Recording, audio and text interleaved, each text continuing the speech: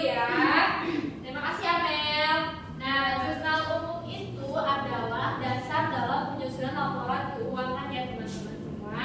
Yang dimana jurnal umum itu sangat memudahkan kita untuk melakukan suatu transaksi, yaitu untuk mencatat penerimaan dan pengeluaran. Oke, di sini Ibu akan melanjutkan materinya tentang posting ke dalam buku besar. Nah, buku besar ada yang tahu nih buku besar itu seperti apa?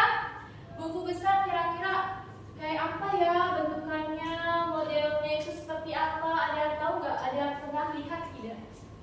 Buku besar. Ya, Mel silakan. Semacam sebuah pencatatan akuntansi Bu, kayak folio. Nah, betul. Terima kasih Amel. Jadi, buku besar itu adalah kumpulan akun yang digunakan untuk mencatat transaksi keuangan ke dalam laporan posting buku besar, yaitu ke dalam buku besar sesuai dengan transaksi yang terjadi.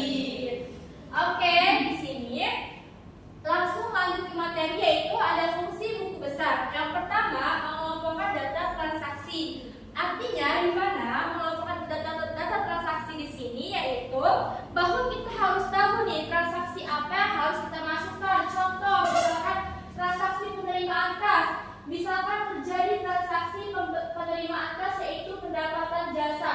Nah, dengan itu kita masukkan ke dalam penerimaan karena yang diterima adalah yang pertama akun kas dan yang kedua adalah pendapatan jasanya di kredit. Nah, disitulah kita sebut dengan mengelompokkan data transaksi. Yang kedua, di sini ada mengetahui saldo masing-masing akun, yang dimana fungsi buku besar ini sangat penting ya teman-teman semua. Karena dengan kita melakukan posting ke dalam buku besar, kita akan mengetahui nih saldo akun kas berapa, saldo akun piutang berapa, saldo akun utang berapa. Nah, jadi kita bisa tahu dari akhir tersebut, pencatatan tersebut tuh bagaimana nih saldonya, apakah saldonya minus atau tidak, gitu ya. Dan yang terakhir ada dasar dalam penyusunan laporan keuangan. Mengapa disebut dengan dasar? Karena posting ini sangat mudah ya teman-teman, hanya memindahkan saldo saja dari jurnal umum ke dalam buku besar tanpa kita harus perlu repot-repot menghitung berapa nih jumlahnya lagi, nih kita harus masukin ke akun mana. Tidak ya, karena ini sudah sangat dasar. Misalkan contohnya seperti ini ya, dalam jurnal umumnya ada akun kas. Akun kas yang terjadi misalkan yaitu Tuan Andi menyetorkan uang sebesar 50 juta sebagai modal awal. Nah, di situ akunnya bagaimana teman-teman? Ada yang tahu? Ada yang tahu teman-teman? Oke, kalau tidak tahu nih ya, jadi seperti ini ya teman-teman. Pak Andi menyetorkan uang sebesar 50 juta. Dan yang paling pertama itu ada akun kas di debit. Nah, jadi akun kasnya itu 50 juta dan akun modalnya 50 juta di kredit. Nah, maka dari itu kita posting ke dalam buku besar. Akun kasnya di buku besar itu sebesar 50 juta di sisi debit. Jadi tanpa perlu kita harus repot-repot menghitung berapa-berapa, itu kita hanya memindahkan saja. Makanya disebutlah dasar dalam penyusunan laporan keuangan. Oke, di sini selanjutnya ada bentuk-bentuk buku besar teman-teman. Nah, bentuk-bentuk buku besar itu yang pertama ada bentuk check account. Contohnya itu seperti terdiri dari dua kolom, yaitu kolom tanggal dan kolom keterangan. Nah, misalkan seperti ini ya teman-teman. Ibu ralat, yaitu ada kolom debit dan kredit. Nah, misalkan di akun kas, kolom debitnya di sisi kanan, di sisi kiri, kolom kreditnya di sisi kanan. Nah, jadi dia hanya terbentuk dari dua kolom saja. Ini sangat mudah sekali ya teman-teman. Dan yang kedua itu ada bentuk kontrol atau dua kolom, yang dimana bentuk kontrol ini terdiri dari kolom tanggal, keterangan, debit dan kredit. Dan yang ketiga itu bentuk staff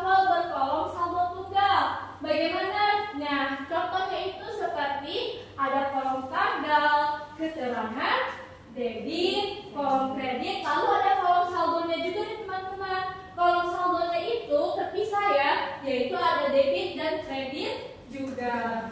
Yang terakhir ada bentuk stafel berkolom saldo rangkap. Ini lebih rinci teman-teman semua, yaitu terdiri dari kolom tanggal, keterangan, debit, lalu ke kolom tanggal lagi, keterangan dan kredit. Seperti itu ya. Apakah bisa mengerti sampai sini? Paham? Oke. Ibu lanjut teman-teman semua. Nah, dari proses posting dari jurnal ke buku besar teman-teman, yaitu pertama ada identifikasi akun yang terlibat. Dari identifikasi akun yang terlibat itu seperti apa? Contohnya seperti ini ya teman-teman. Maksudnya adalah kita identifikasi dulu nih. Akun ini akun kas, misalkan akun kas dan akun piutang. Nah, akun piutang ini kira-kira kita akan masukkan ke dalam buku besar mana? Ya, otomatis kita akan masukkan ke dalam buku besar akun piutang. Hanya untuk khusus akun piutang ya. Tidak boleh dimasukkan ke dalam akun utang atau akun pendapatan. Tidak boleh teman-teman. Dan yang kedua ada mencatat nominal debit atau kredit dari jurnal ke akun buku besar sesuai jenisnya. Maksudnya apa? Maksudnya itu di sini jadi seperti nominalnya seperti di jurnal umumnya itu ada seperti ibu tadi bilang ya 50 juta.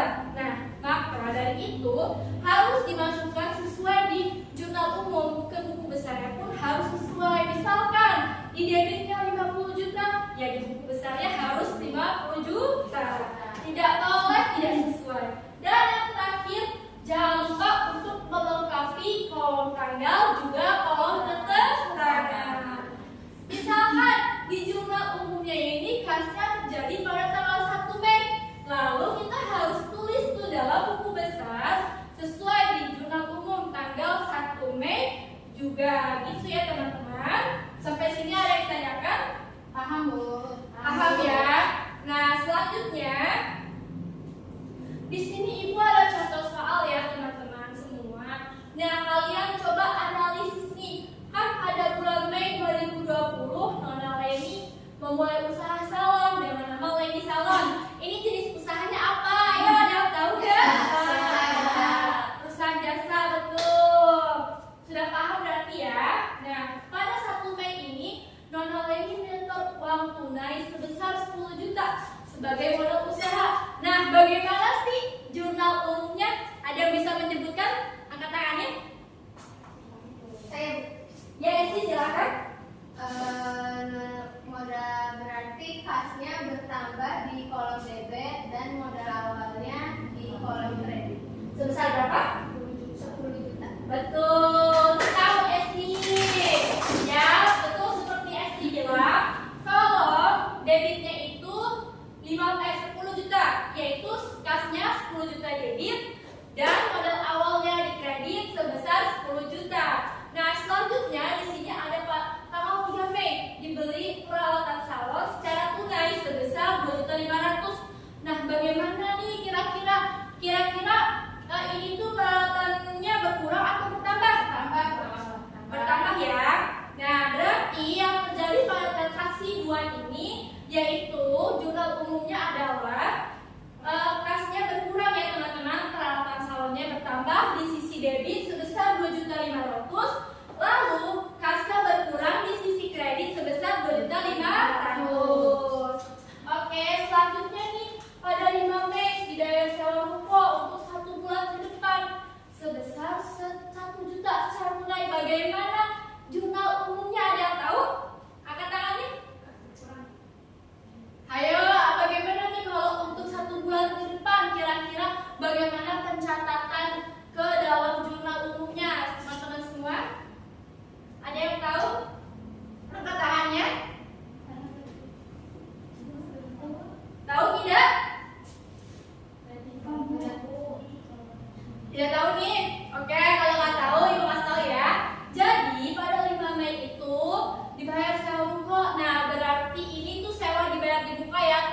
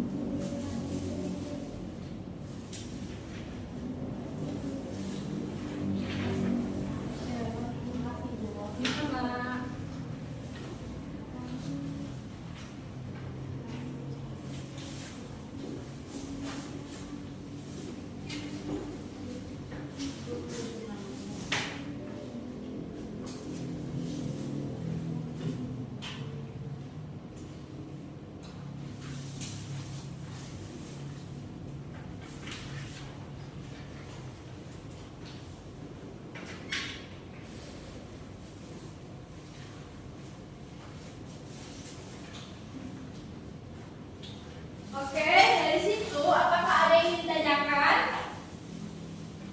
Ya, Mel? Ini maksudnya gimana, Bu? Jadi, begini ya teman-teman semua. Ini tuh ini kan soalnya ya. Ini lembar ini tuh soalnya. Nah, ini tuh soal transaksi untuk jurnal umumnya.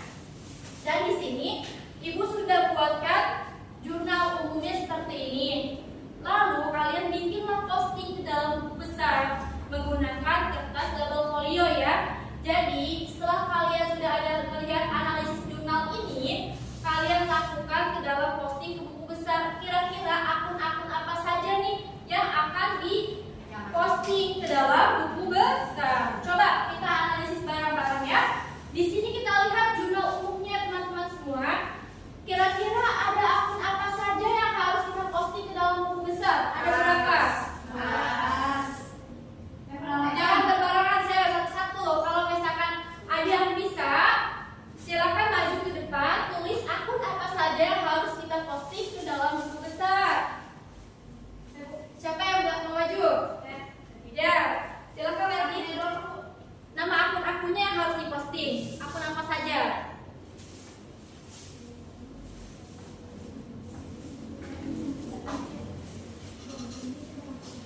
Akun apa saja yang harus diposting ke dalam buku besar? Ayo Letifa, tidak usah takut salah ya.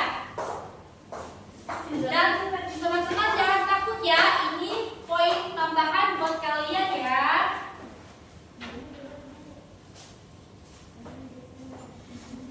Oke, silakan Letifa. Iya, apa? Iya, nama akunnya saja yang harus diposting ke dalam buku besar.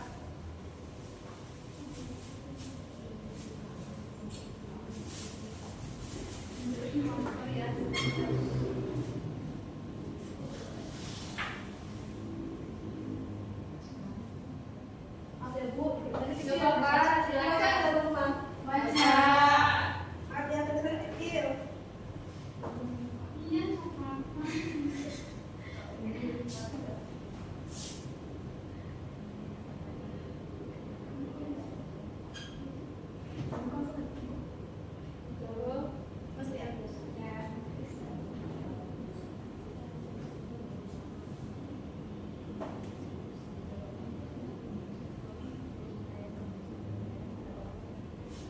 Nah, selagi nunggu Letifa menulis, nah di sini teman-teman, apakah ada yang ditanyakan kepada ibu? Kira-kira nih, ada yang bingung nggak sih bagaimana membuat postingnya?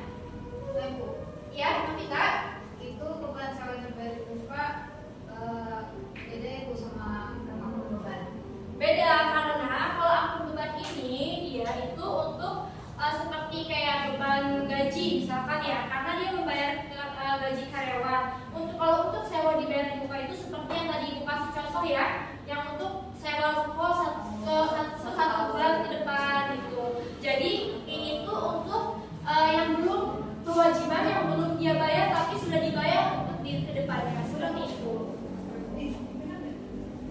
Oke, kita koreksi bareng-bareng. Terima kasih Letifa. Job. Nah, oke. Kira-kira benar nggak nih teman-teman? Sudah benar belum jawaban Letifa? Benar. Oke, kita koreksi bareng-bareng ya. Yang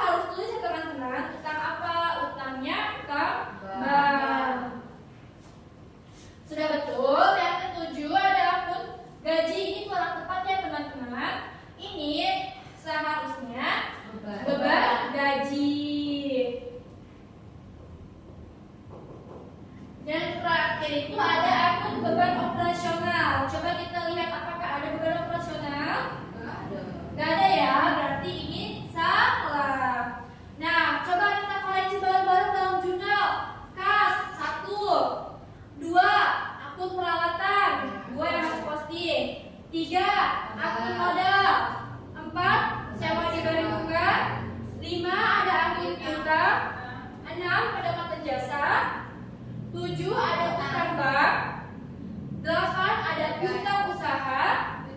Piutang belum. Udah ya, sorry. Berarti 8 beban gaji. Dan yang ke-9 itu ada beban telepon ya teman-teman. Beban telepon itu termasuk ya. Jadi di sini beban telepon karena kenapa ada tiba? Yang ke-8 itu beban personal nggak masuk telepon itu beda ya?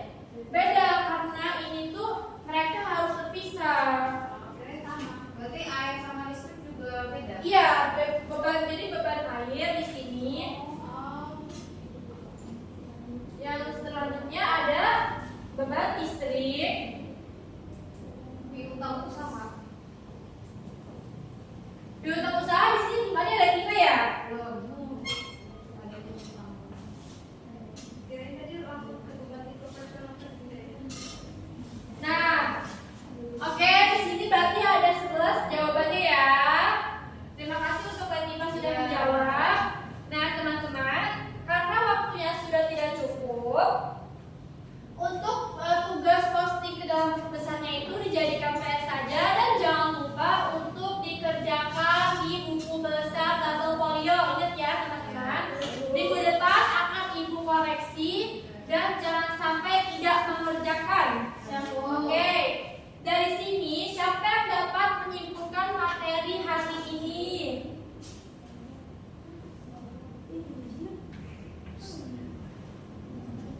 Angga Bu? Ya. Jadi kesimpulannya itu posting buku besar. Jadi sebelum diposting ke dalam buku besar itu harus dalam pencatatan ke dalam jurnalnya dulu. Baru dari setelah pencatatan di jurnal diposting ke dalam buku besar. Betul Amel, betul. Terima kasih Amel. Jadi kesimpulannya adalah bahwa posting ini adalah catatan akuntansi yang paling memudahkan kita semua ya teman-teman.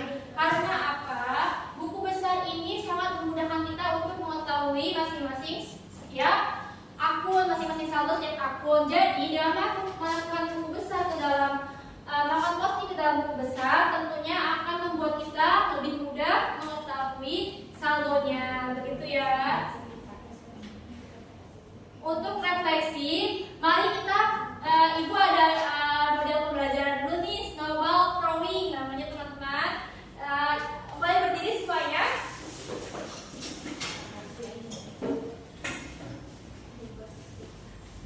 Apakah kalian ingat kira-kira apa saja nih yang sudah Ibu sampaikan materi hari ini? Jadi Ibu akan refleksi dulu sebelum menutup ya. Ibu akan pertanyaan di sini. Di sini ada satu pertanyaan ya.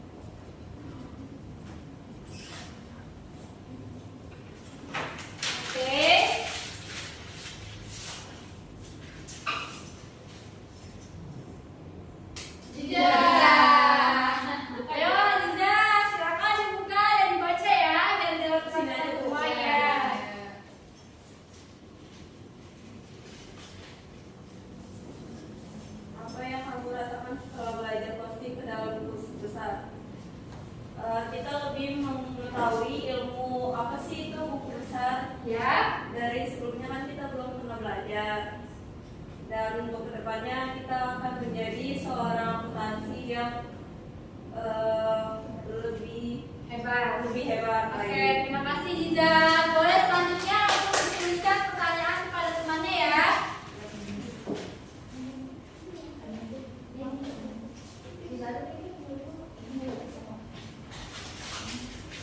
Hebat Ibu. Ya, lempar ya.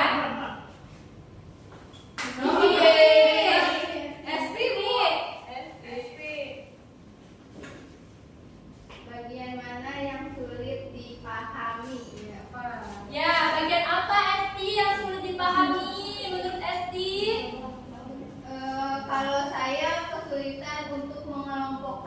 akun-akun dari jurnal ke buku besarnya, bukan suka ketukar gitu. Oh, oke. Untuk itu, tidak perlu bingung lagi ya, karena kalau kita untuk mengelompokkan itu khusus akun kas, kita ya buat akun kas saja.